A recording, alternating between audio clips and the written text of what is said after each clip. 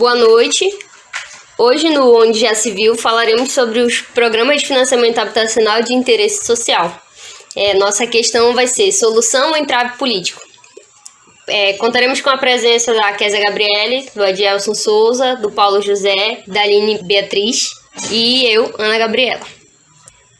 Cara, me deram a opção de escolher, né, o grupo, porque eu não tinha entrado em nenhum, mas o de vocês foi o que mais me chamou a atenção, porque bate bastante com as minhas ideias, sabe? Eu acho que a gente pode viabilizar, sei lá, nem que seja ações, sabe, na comunidade para desenvolver uma melhor execução de construção de casas, porque não sei se vocês já foram em Manaus, lá é terrível.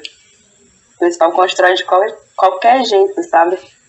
Cara, é engraçado, né, que antigamente foi criado já um programa social, deixa eu ver, foi um programa do Banco Nacional de Habitação, se eu não me engano, que ele até teve um fator agravante, que ele, a respeito da inflação, né, no caso ele beneficiava só quem era mais próximo do político da época. Um programa social, imagina só. Aí quando a gente pergunta se é solução ou entrave político, se fosse basear por essa época, né, era um entrave político, mas na atual situação do Brasil tem um déficit, né, seria uma solução, mas não sei se vocês leram sobre o Casa Verde e Amarela, a taxa de juros é menor porque eles vão usar o seu FGTS, mas isso não quer dizer que seja melhor do que o Minha Casa Minha Vida. Eu acho que, no final das contas, Minha Casa Minha Vida ainda é mais acessível, por causa das parcelas fixas que os moradores pagam. Mas o pior de tudo é que, ainda assim, o Minha Casa Minha Vida, ele tinha um salário base para poder tu dar entrada, sabe? No financiamento de casa. Tipo, tu tinha que ter, no mínimo, R$1.300. Que ainda assim é um valor alto, né? Pois é porque o nosso pensamento, assim, inicial, Beatriz, era assim, que o financiamento ainda seria com base na renda da pessoa que fosse financiar. Mas ele funcionaria, tipo assim, na questão da porcentagem da renda dessa pessoa. Por exemplo, uma pessoa que ganha... Digamos que essa porcentagem seria 10% do valor, né? Uma pessoa que ganha 1.100, ela pagaria 110 de parcela por mês, entendeu? A respeito desse financiamento habitacional. Ele seria um financiamento baseado na renda de cada pessoa. Não seria um valor fixo para todos. E a gente pensou assim, não sendo um programa do governo em si, sabe? Por exemplo, se a família não tivesse nada de condição nenhuma, mas precisa de um local para morar, né? E aí seriam buscar o padrinho para patrocinar a construção dessa casa, financiar essa casa. Ou então a relação do consórcio, né? A pessoa ia pagando, uma etapa sendo fixa ao mês, terminar de pagar, né? E aí conseguiu. A nossa intenção era essa, entendeu? Porque ela falou da problemática, né? Que era aquela questão que eu tinha falado, que era a respeito da maioria das obras residenciais no Brasil serem ilegais, né? Que não terem a legalização na prefeitura, né? Nos órgãos do governo. Não possuírem essa documentação e muito menos a vistoria técnica, a presença de um profissional especializado na obra, né, que pudesse fiscalizar se aquilo está sendo feito da maneira correta e que não fosse prejudicar os moradores, né. E aí, essa era a problemática que ela tinha passado pra gente pensar em algo que fosse solucionar realmente essa problemática. Aí que o pessoal falou da questão de baratear os projetos para que as pessoas pudessem comprar.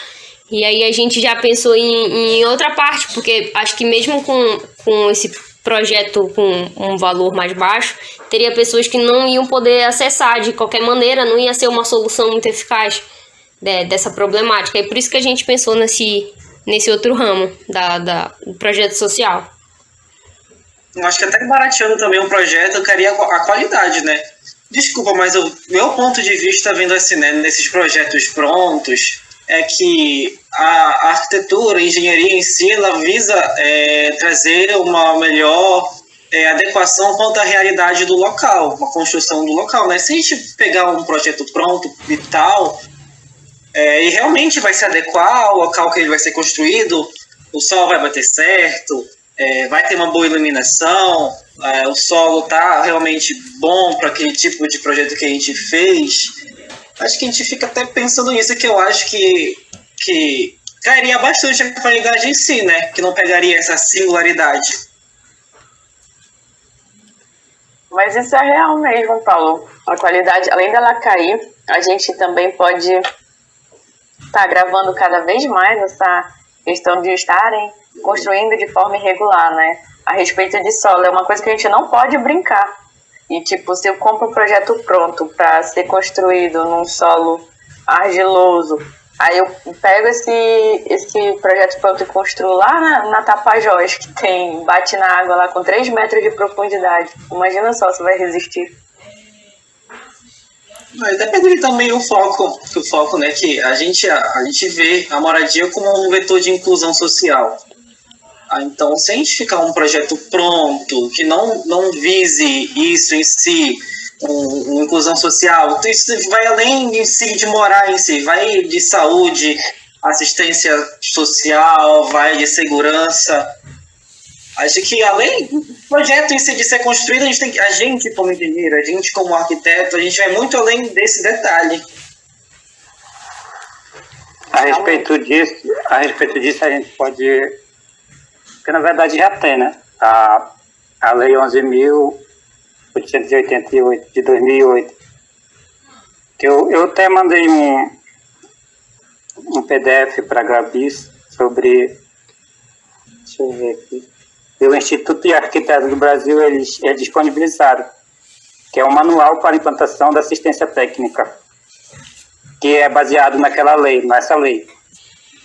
Aí ele na teoria, sim, ele atende muito bem, porque tem uma parte aqui que ele fala sobre a questão de ter um projeto para cada tipo de família, entendeu? Um projeto que atenda realmente às necessidades da família. Salvação. 7 pessoas, 9 pessoas morando numa casa que tem no máximo 2 quartos. Entendeu? Tu pensa assim, é um absurdo, mas vão fazer o quê? Eles não têm uma outra opção, entendeu? Foi aquilo que eles conseguiram. Foi daquela maneira que eles conseguiram atender a necessidade deles. Uhum. Tipo, não foi pensado pra ele, mas acabou sendo deles. Se isso é viável, se isso atende realmente às pessoas, ou só é na minha opinião, isso é só mais atende principalmente só a política do populismo, né? Uhum. Porque em questão de habitabilidade, eu acho que o que fica mais evidente é o problema da coabitação, né? E não é levado em consideração quantas pessoas moram na casa. Entendeu? Que a gente vê, assim, levando para um lado mais técnico, eu acho que essas casas foram construídas baseadas numa família de 3 ou 4 membros apenas. E o que a gente vê, na verdade, lá no Residencial Salvação, várias famílias vivendo no mesmo cubículo lá. Eu não sei nem como cabe tanta gente está dentro. Uhum. Não, e pensando além desses problemas no projeto arquitetônico, a própria forma que eles fizeram, a construção do Residencial Salvação, desse projeto, o local que eles escolheram, ele não foi bem trabalhado, porque eu não sei se vocês viram já reportagens de como fica a questão do escoamento das águas pluviais lá, que a maioria das ruas alaga por causa do declive no terreno. E aí, foi um projeto, o projeto do Minha Casa Minha Vida, é um projeto pronto, padrão, do governo federal. Que se você pesquisar na internet, você consegue. O projeto elétrico, hidráulico, arquitetônico, o projeto completo tu encontra no site do governo federal. Só que é o mesmo projeto. Só que o projeto de uma casa só. Só que quando eles fizeram o projeto do complexo residencial, eles não fizeram uma terraplanagem legal para depois passar o asfalto em cima. E eles não corrigiram essas diferenças de níveis. Tanto que quando você passa no ônibus na frente, você vê que o residencial de Salvação é bem lá embaixo. E essas mazelas, elas acarretam para a população que vive lá problemas. Em qualquer tempo de chuva que tem, eles têm problemas de alagamento, de estragar os móveis.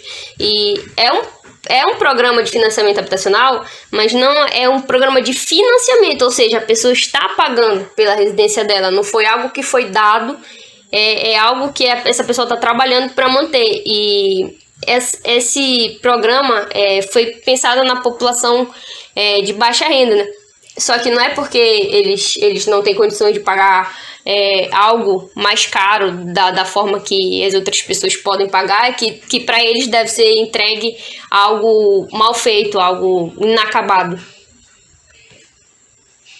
Eu acho que esse termo também de projeto pronto, a gente vai além dessa parte social para ambiental, né?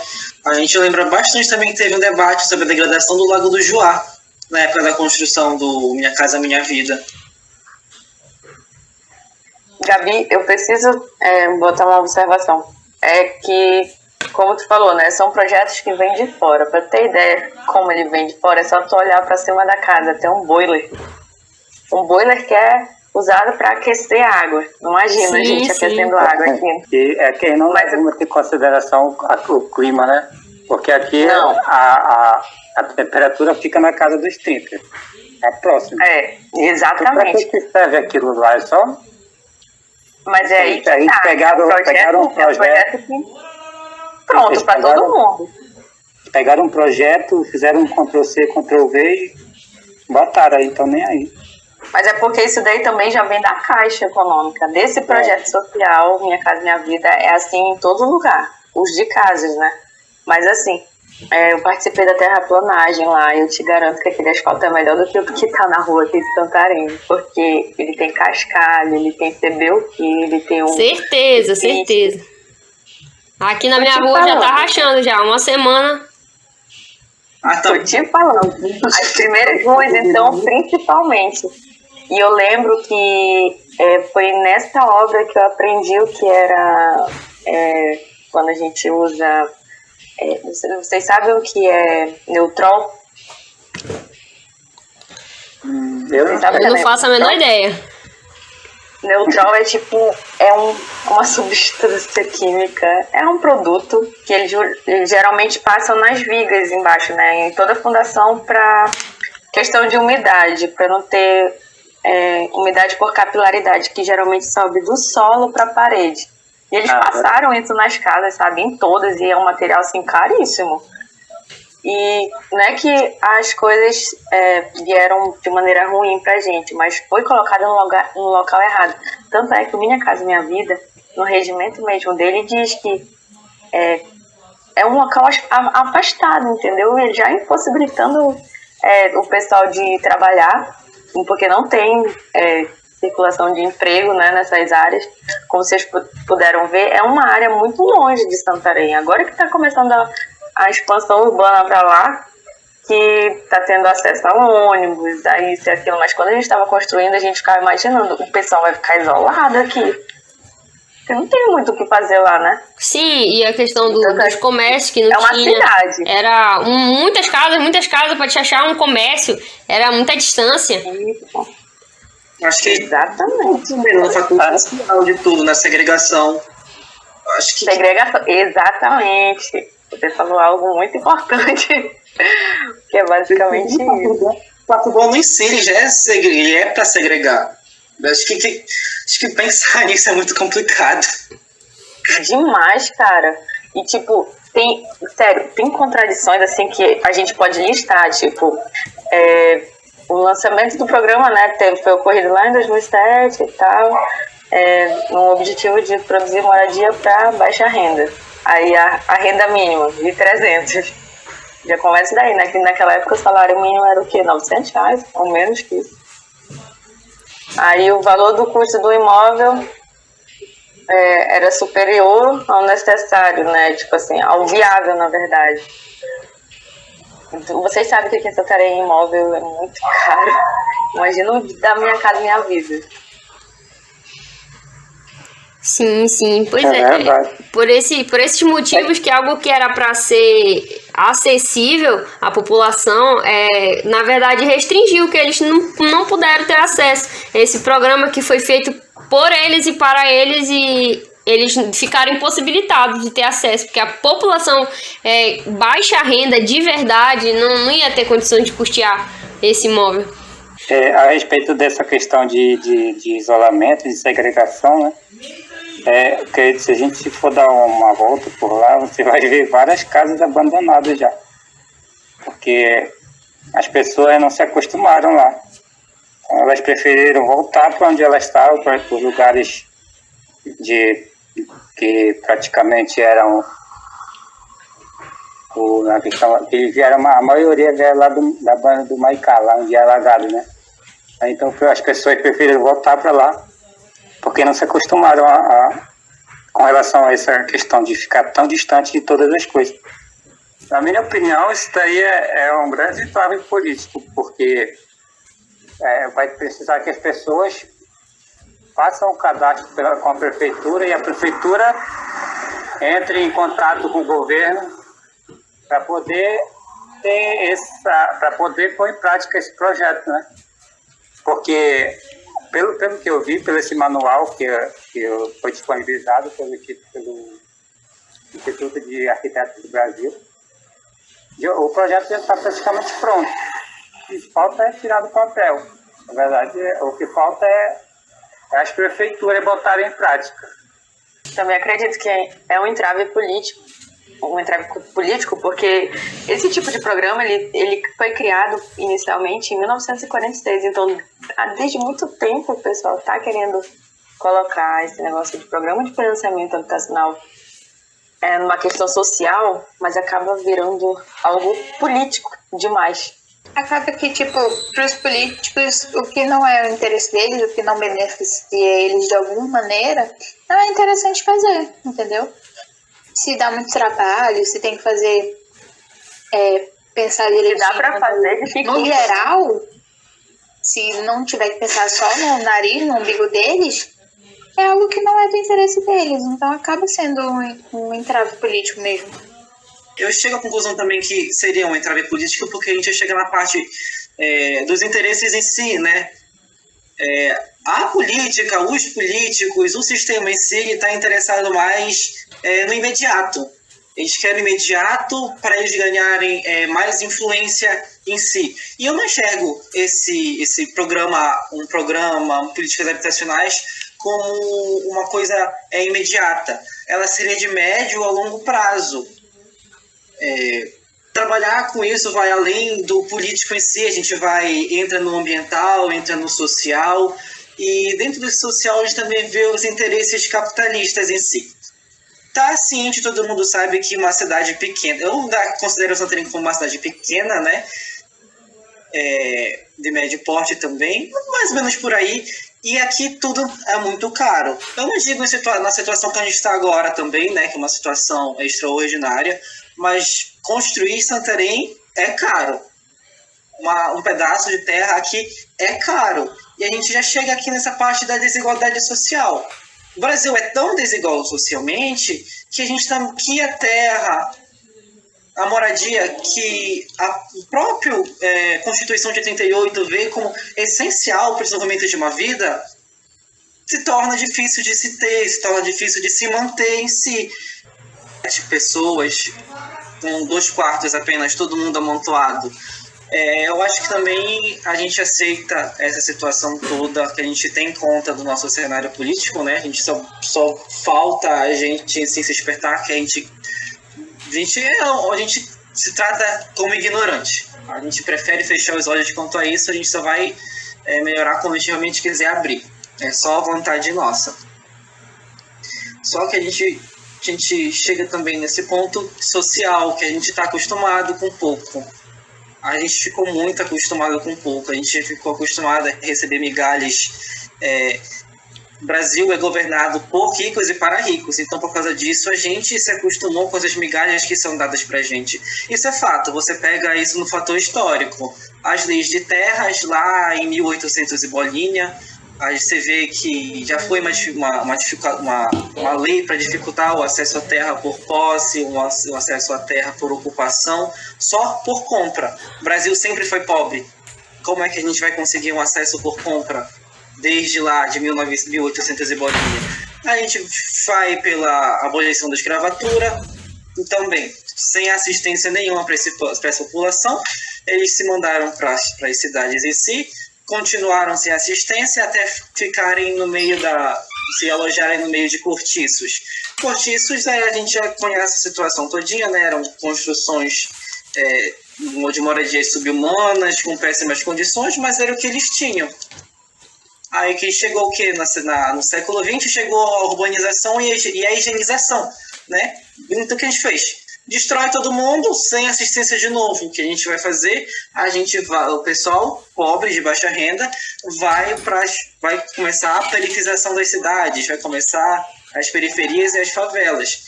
Então, por esse ponto, eu acho que é mais um entrave político. É só para dizer que tem um programa em si, só para estar bonitinho no papel.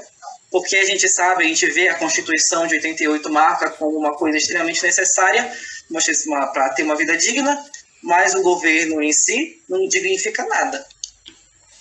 Na verdade, esses programas foram feitos para atender só a política, né? A questão do populismo.